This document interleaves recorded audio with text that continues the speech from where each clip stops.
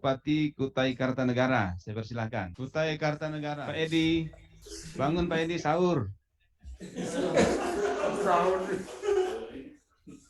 Assalamualaikum warahmatullahi wabarakatuh. Salam dulu. Selamat siang, salam sejahtera Pak Gubernur. Yang kami hormati Pak Ketua DPRD beserta unsur Forkompinda Provinsi Kalimantan Timur, para narasumber dari Kementerian Dalam Negeri, Pak Irjen, dan dari Bappenas,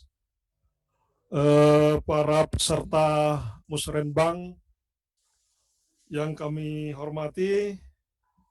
Pak Gubernur, kami sudah membaca hasil rapat koordinasi teknis pembangunan yang sudah dilakukan beberapa minggu yang lalu. Dari beberapa prioritas, khususnya di Kabupaten Kutai Kartanegara, ada beberapa prioritas yang memang kami harapkan sinergisitas dengan pemerintah provinsi belum terakomodir, yaitu yang berkaitan dengan prioritas kami untuk pengembangan kawasan ketahanan pangan di Kabupaten Kutai Kartanegara. Kami sudah menetapkan beberapa kecamatan yang akan kami tetapkan sebagai kawasan pangan yang secara existing aktivitas pertaniannya sudah berjalan.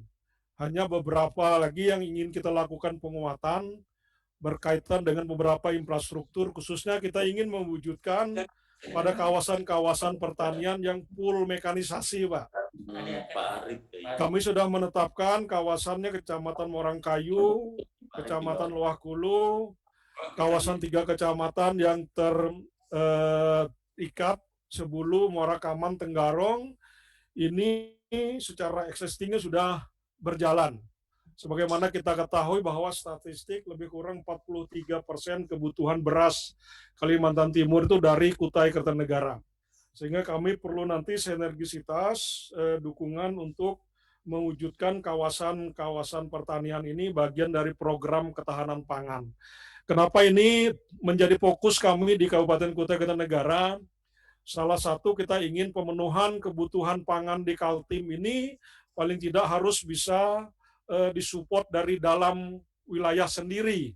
Apalagi nanti berkaitan kita menyambut ibu kota negara baru, terlalu banyak para aparatur yang bermukim di Kalimantan Timur tentu perlu kebutuhan pangan.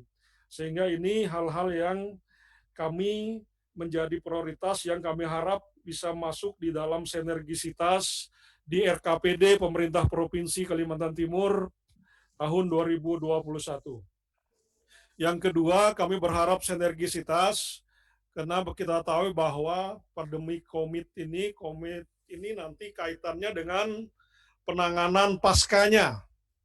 Kami sudah mempersiapkan konsep manajemen penanganan pasca COVID ini yang berkaitan dengan bagaimana terus mendorong keberadaan sektor UMKM.